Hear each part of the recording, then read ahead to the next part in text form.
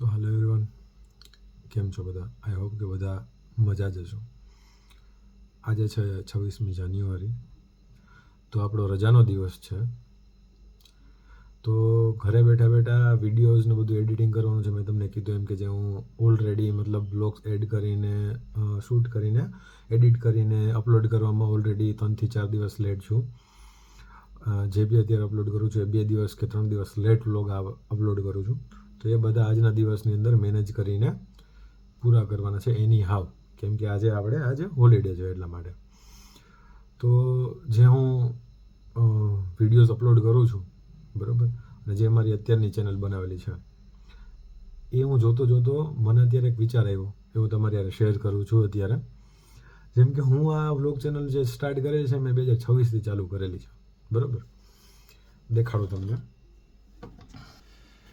આજે મેં અત્યારે સ્ટાર્ટ કરેલી છે ચેનલ, એ 2026ની ચાલુ કરેલી છે.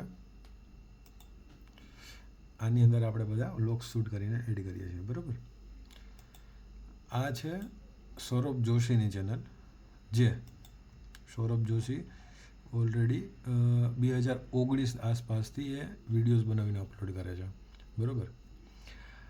અને આ છે મારી જૂની ચેનલ, જેમાં હું 2015થી વિડીયો એડિટ કરીને બનાવીને મૂકતો હતો, બરાબર.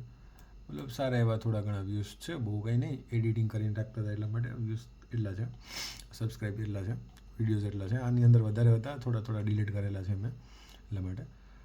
તો અચાનક જ મને આ વિચાર આવ્યો કે આજની મારી ચેનલ ચાલુ કરેલી આનું શું કહે ગેધરિંગ આ છે. સૌરભ જોશીની ચેનલ ચાલુ કરેલું 2019ની અંદરનું આ એનું ઓડિયન્સ છે, બરાબર.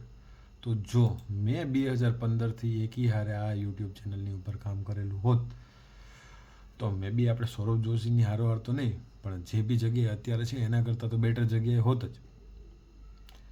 પણ આ શું કામે નથી હવે, કે આ શું કામે નથી કરી શકાય એનું કારણ પહેલું કારણ એક તો આપણી આજુબાજુનું વાતાવરણ.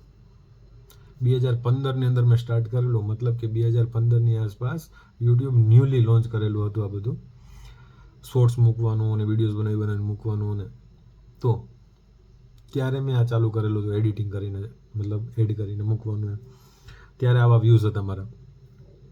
જો આ મેં ચેનલ અને આ વસ્તુ એક હારે અત્યાર સુધી કરી હોત, મતલબ આજે 2025 પૂરું થઈ ગયું છે અને 2026 ચાલે છે, 10 વર્ષ અગર મેં આ યુટ્યુબ ચેનલની ઉપર કામ કરેલું હોત, તો તમે ગ્રોથ વિચારી શકો છો કે શું હોત. આ 400-500 જે સબસ્ક્રાઈબર, 200-300 જે સબસ્ક્રાઈબર છે, બરાબર, એ ક્યાં હોત? તો કહેવાનો મતલબ એ છે કે જ્યારે બી જે બી વસ્તુ તમને ક્લિક થઈ જાય અને જે બી વસ્તુ તમારે કરવી છે એની ઉપર પૂર્ણ ફોકસ રીતે જોડાઈ જાઓ અને એની ઉપર કામ કરવા માંડો અને એમાં જ આગળ વધો. જેમ તમે આ દુનિયાની રેટ રેસની અંદર જેમ ફસાતા જશો, એમ તમારી એજ, તમારી ઉંમર, તમારું કામ કરવાનું જે એક શું કહેવાય આપણી અંદરની ઉર્જા હોય એ, અને આ જે સંસારની અંદર આપણે આવ્યા છે તો મતલબ પરમિનેન્ટ તો કંઈ છે જ નહીં. તો જે આપણી જે જવાની યા તો જે બી આપણે શું કહેવાય કે એક સમયે જે તમામ વસ્તુઓ કરી શકતા હોય ને એના પછી જે ધીમી થતી જાય, બરાબર, એ સમય સાથે તમારે ચાલવું જોઈએ, મારે આવું માનવું છે. મને ખુદને અત્યારે જોઈને એમ થાય છે કે જે મેં અત્યારે સ્ટાર્ટ કર્યું છે, 10 વર્ષ પહેલાં બી મેં સ્ટાર્ટ કરેલું હતું, પણ મારી આજુબાજુનું સરાઉન્ડિંગ છે એવું કાંઈ હતું નહીં, જેથી કરીને આપણે એની અંદર કામ ના કરીને એન્ટરટેનમેન્ટ માટે લઈને કામ કરતા ને અપલોડ કરતા, તેને જેવું કામકાજ છે અત્યારનું. તો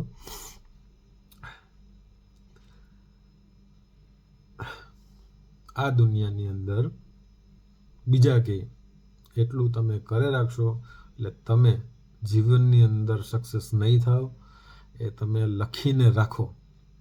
જેટલા બી લોકો છે, જેટલા બી સક્સેસફુલ લોકો છે, એણે ખુદની રીતે તમામ વસ્તુ અજમાવીને એની ઉપર 100% દઈને પછી જ એ લોકો આગળ વધેલા છે.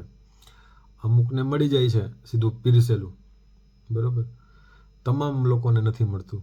તો જેને પીરસેલું નથી મળતું એ લોકોએ ખૂબ મહેનત કરવી જોઈએ જીવનની અંદર આગળ વધવા માટે, કેમ કે સક્સેસ મેળવવી બધાના હાથની વાત નથી.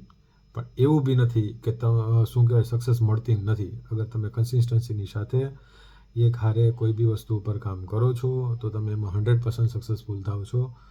આ વાત 100% શ્યોર છે. એની અંદર કપિલ શર્મા બી આવી જાય, એની અંદર ઝાકીરભાઈ બી આવી જાય, સૌરભ જોશી બી આવી જાય. બધા પોતપોતાની ફિલ્ડની અંદર સક્સેસફુલ છે જ. અને આ તમામ લોકોના જે મેં નામ લીધા એ તમામ લોકો મતલબ જે ઝીરોથી ચાલુ કરવા માટેનું આ બધી વસ્તુનું હું તમને કહું છું. સેમ પ્રોસેસ મારી છે. હું બી ઝીરોથી સ્ટાર્ટ કરેલું છે. મેં કોઈ બી વસ્તુ મને બનાવેલી નથી મળી ગઈ. તમામ વસ્તુની અંદર મહેનત કરીને મતલબ લાઈફની હજી તો કેટલી બધી પ્રોબ્લેમ છે જે તમે મને જોઉં છો એ અત્યારના વ્લોગ પૂરતું જ જોઉં છું. એના સિવાયની કેટલી બધી પ્રોબ્લેમ્સ છે જેની અંદર આપણે ફેસ કરી રહ્યા હોય છે જીવનની અંદર.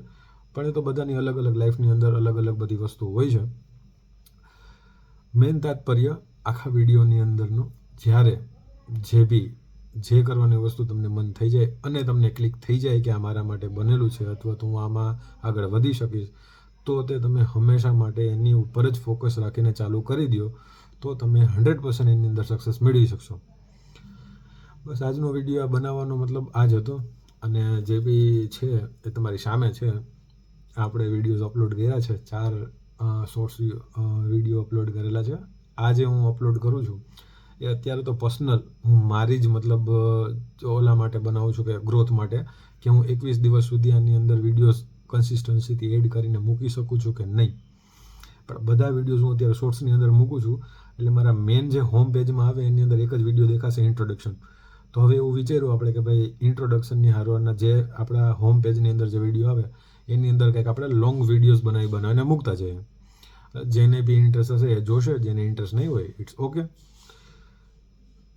બસ આ જ વસ્તુ હતી. તો સ્ટે ટ્યુન. બધા મજામાં છો હશો.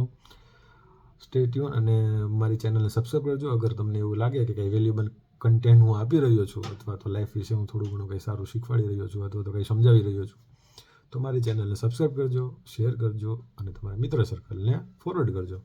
Thank you everyone. મળીએ આપણે 21 દિવસ પછી 100% હું તમને આનો જે બી રિઝલ્ટ આવેલો હશે હું તમને દેખાડીશ. Thank you everyone. ચલો મળીએ.